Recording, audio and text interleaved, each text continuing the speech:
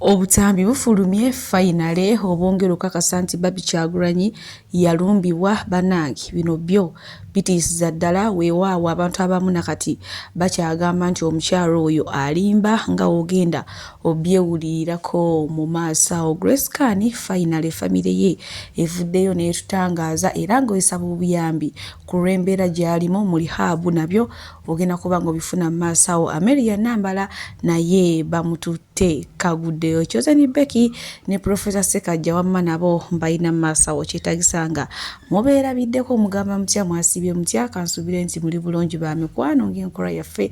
Mbasaba video no mujimpe like era n'ensaba gwe wenna atanaba kusubscribinga wano ku Suvia News Extra nti mukwano subscribinga era onyigene mu notification bell nemesuwanga byonna bimanteekayo wano ku Suvia News Extra. Nyonge okusabirako mu mwenna abalwadde abakosefu tinsaba ekisa kya Mukama ate kibatuukeko ba mikwano. Suvi Airport Pickup and Transport Service nze kennyini banage tukola ku byentambula.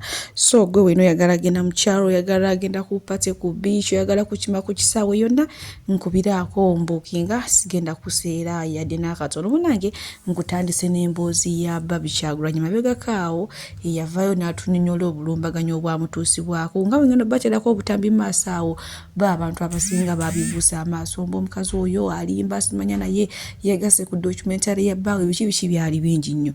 Ne munango ekiro kino tubadde tuli awo nga General Muhoozi ng'ate ye kennyini nga yeweerako ddala obujulizi era nga wemulaba mu butambi obuli awo. So naye nga abamu abakyala bavuddeyo ne bagamba nti Barbie tukimanyi oli mukyala mugumu naye totya tuli wamu naawe mu mbeera eno yonna kale ngenda kubanga mbatuusako obutambi nga bona kati bagamba nze neeyongerera ddala okwebaza Barbie era ne neebaza nnyo ak'ensusso Mukama Katonda eyamutaasisa n'amuwa amagezi n'alaba ku musana asobole okuvaayo ataase baakigere atya. Omukyalo ono yakoze statement gye mubuusizza amaaso yabagambye nti gwe wenna ng'oli eyo nkulegala kulekawo byokola musimanyi ojja kunnoonya oba kulaba oba ndi bulungi tootawaana ndi bulungi. Ekyo kitegeeza nti akugamba naawe wenna atambuza propaganda musimanyi Kyagulanyi bamuwambye era famire ye era abaana era omukyala kitegeeza nti mukite mukiveeko kati ekyo kirekawa kigere. Nze ndi mugumu bw'obanga olaba gy'oli nze ngenda okujjayo totawaana togeza nsonga ndala ze ziba zikujjayo gy'oli nga sinzi. Okategedde akantu ako kino kikulekawa Umaru Kiseke yakedde n'okola video First Lady waffe bamututte era talabika ye ate kirekawa First Lady yavuddeyo n'ayogera ebigambo byayogedde. Bw'otunuulira entungo olabira ddala ng'oli ku bukoowu tewali yakukutteko naye osoose kwogera biboozi bya kisiru n'oyogera n'olimbirira abantu simanyi abantu 40 simanyi bantu 3 ate 2 be bandabye ate kamera ate baningiza kiki. Lwaki mweswaza okutuuka awo? Lwaki mwefudde ebitagasa? Ate ovuddeyo nze waba ayagala okulekawo emirimu gye ndi bulungi. Oli bulungi anaata kiraba nti oli bulungi weesibisizza agatutwa wenna oli awo weetesaako feesi. Calm down. Genda waka naaba kutuzi ukola ka makeup siba ekiviiri kyo yambala bu designer shoes bwo okwata obusawo bwo obusuuti bwo bye muguze mu ssente z'Abannayuganda be muvaayo ne mulimba mbu Uganda is bleeding. Eno video ebadde yakwebaza era sisuubira muntu yenna kuginyiigiramu. Neebaza Barbie Itungo okuba nti Katemba naye amukooye naye ate bw'oba okyogedde mu butamanya era neebaliza ddala Mukama Katonda atuyambye n'akuleeta n'atuleetera amazima n'ovaayo n'oyogera amazima nti oli bulungi toyina kizibu kyonna. Mukendeeze Katemba mwatutama mugenda tutama temulifuga temujja kufuga tekirisoboka si myaka gino sigiddako ate n'okubajjukiza nti campaigns za 2031 zitandise tetugenda ku restinga era ekyo ngenda kikola video namba nga ngamba abaana aba NRM kampeyini zaatandika dda okuva twamala okulonda nga 14 twatandikirawo okunoonya akalulu nga akalulu ka 2031. Ekyo kikulagire ddala nti temujja kubeera mu layini yonna ya bufuzi. Okitegedde? Awo nno wetuli bantu bange naye nga ye Babi ekyamazima abo bonna abadde bagamba mbu omukazi simanya naye yeegase ku documentary ya bbaawe biki amazima gali nti ebintu ebyo si bituufu buba obutambi bufulumira essaawa zonna n'obutambi bwe oba obuseegu bwandifuluma kubanga yagamba bamwambula ate waliwo essimu eyali emutambulirako nga ekwata buli kimu era okugeza nga bino bye batandise okufulumya mukazi wattu yenna nga baali bamugamba ayimirire naye ng'entegetege zonna zimuwambye takyasobola na kuyimirira agwa bugwinga ate we mulaba mu katambi ako ewaawo abantu abamu bo bagamba mbu byonna bya kiwaani munange bwe tweyongerayo ew'omuyimbi Ameria Nambala ono avuddeyo abadde alinga ayogera ye ng'ayogera ku bika by'emmotoka n'agamba nti abantu abasinga beegomba okugula Range Rover naye mukwano tebamanyi kintu ki kibakaabirira kugula nti emmotoka eyo si nnyangu n'ebirala byayogedde nga bagenda bateerako akatambi mu maaso awo n'agamba nti ye neewuunya omuntu abeereyo neyeegomba Range Rover si mu bubi. Kale bona ebintu bya Katonda bizibu. Ebintu bya Katonda bizibu nnyo. Waliwo omuntu alina ekintu nga kyakabi naye nga munnange ye alaba ng'ekitali kyakabi. Kyokka nga kyalowooza ekyakabi ekiki kyekisinga. Wallaahi nga kiki kyekisinga. Kuba kati okuba ne Range Rover obeeramu ne Ariya Kawundo. Ezo ze Ariya ezo Kawundo zingumwezo ogenda wali bweti terogootana tegamba mbu kino tegamba nkubyeko mu binnyawo we tegamba nti kino kubanga osobola okugula Range Rover n'obanga agamba nti tookola ebirala sigera kumbu ate mpeera n'emmotoka eri respective ewulira tena naye akati omuntu ogenda n'obeera ne Range Rover omuntu n'alowooza nedda tebiri. Abantu abasinga bakitutte bubi era nga bo balowoozezza nti awo omuyimbi ono Ameria Nambala abadde ayogera mu ngeri y'okukudaala kumbe nedda yavuddeyo n'ayogera ye nga ye kyawulira ekibadde kimuli ku mutima lwakuba ennaku zino abantu babayigamuko entondo munnange bwe nkuzaako eno ewa mukyala Honorable Kasolo omukyalo ono ye namba 2 Aisha munango nakolejjo bwatukuyatedeyo memories ezaaliwo omwaka ogwa 2023 ku mikolo gyabwe nga bakola nika kwe kwanjula kwe kukyala ndowooza abantu bagambye kati no mukwano ekigambo wamma ne wokifulumya kifulumize ddala tumaze okutegeera nti oli mukazi ono yavuddeyo n'atugamba nti ebintu byonna bye yayambala byava ttake saavisi bakasitoma baffe abalungi nyongera okubajjukiza nti emiwendo gyo twagisaliddeko ddala nga woolabaawo ate nsiiba nki bagamba nti booking a Suvi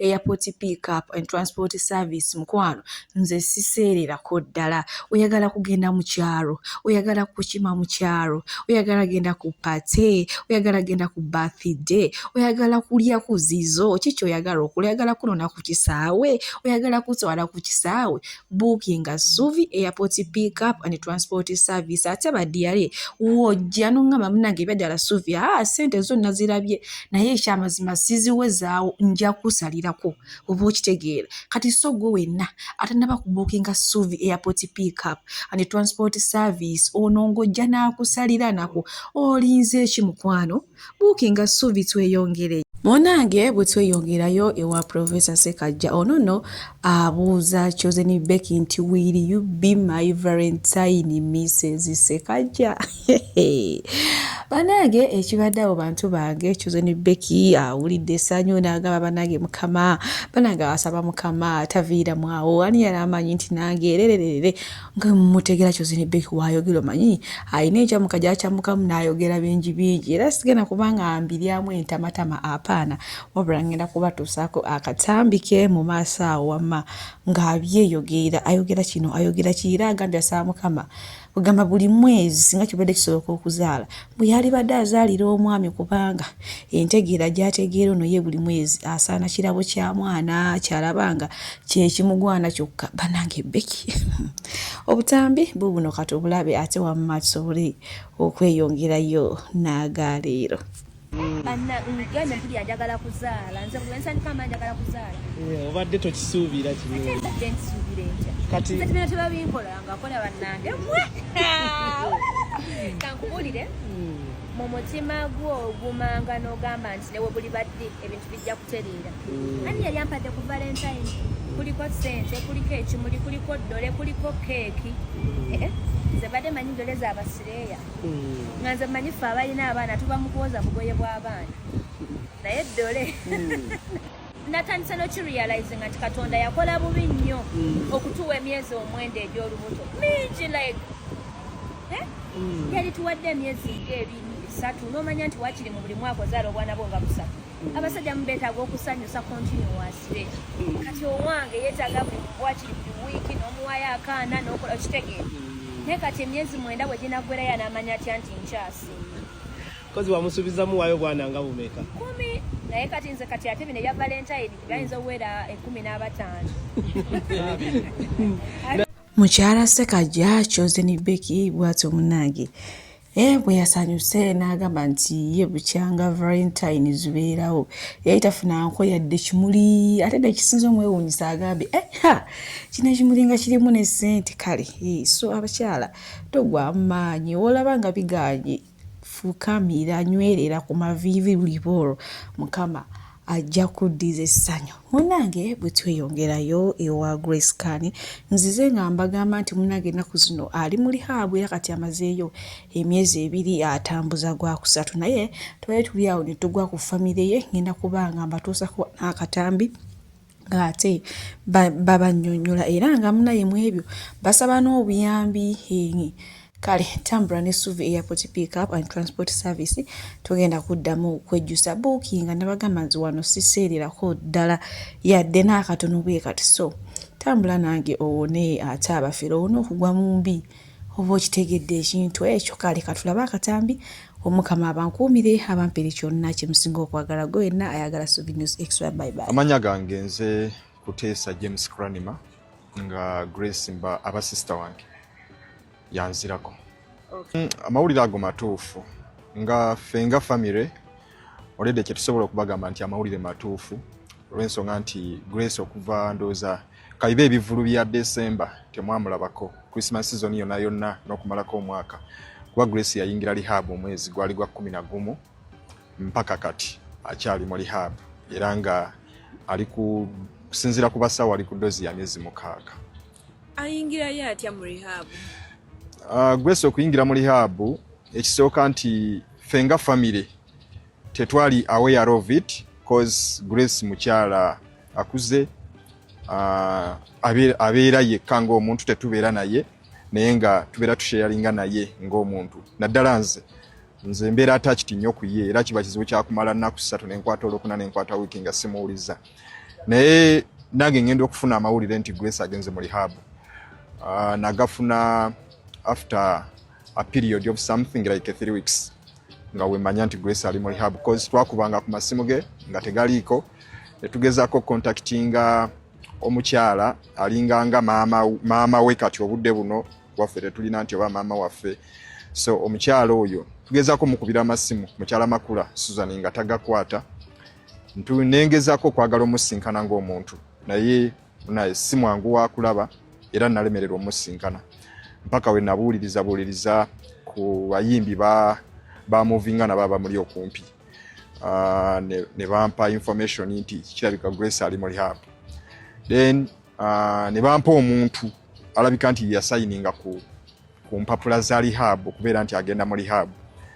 Omuntu oyo ndooza yalinganga omuyambi we mu buyimbi so omuntu oyo gwe bampa ne nkwatagana naye era nantegeeza nti kituufu Grace ali mu rehab nenfuna enamba ya rehab nentuukayo nenconfirminga nti kituufu Grace ali mu rehab era ndowooza yensobola kimusobola okwogera ku story eyo obudde buno. Ekisooka yo nga rehab tuyinza obudde buno obutabanenya nnyo ku ssente ze babanja olw'ensonga nti fengaffe famire obudde buno kye tusobola okukola kwe kugenda okulambula Grace. Bavunaanyizibwa ku kulya, ne bavunaanyizibwa ku kunywa kwe, ku kumulabirira, ne bavunaanyizibwa ku kumukuba eddagala bo lye bagamba. Cause ssente ezo n'okweyongeramu bo bagamba nti rehab cause Grace si gwe mulundi ogusoose ndowooza mwenga mmwe mukimanyi Grace si gwe mulundi ogusoose okugenda mu rehab. Guno gulabika mulundi okuyinza okuba gwakubiri oba abalungi abatuwuliriza era abatulaba olunaku olwaleero tucaddeko ewa Sheikh Ashraf Dembe. Sebo nsanyusa okubalaba. Amannya agange nze Sheikh Ashraf Dembe akola ku bizibu by'enjawulo. Omuntu singa aba alina ebirwadde tumusomereddwa, tumuwa amazzi ga lukuya nga bw'obadde ogalaba, tugenda abantu ku kyoto ne twokya emizimu emibi egibabaamu n'okulombeddwa. Abantu singa abeera ng'ali wano atuuse nsobola okumulombera edduwa, ne waba atatuuse nga mpadde amanya ge nga ali wala. Maneetaze enamba yange yeeno eri 0707363711. Nammwe bannyinaffe abali ebweru oyagala okuba nti oyagala okulombera ku dduwa ng'olina ebizibu viza zibuze, amaka gakolongotana, ssente zikola zimpita mu ngalo, ojja kumpeereza ekifaananyi kyo n'amannya go, ebyo byokka bijja kummala, nja kukulombera edduwa ojja kutereera. Olunaku olusembayo mu mwezi mba n'edduwa eyawamu ffenna n'abalwadde bange abakadde n'abapya. Salaamu alaikum warahmatullahi wabarakatuh.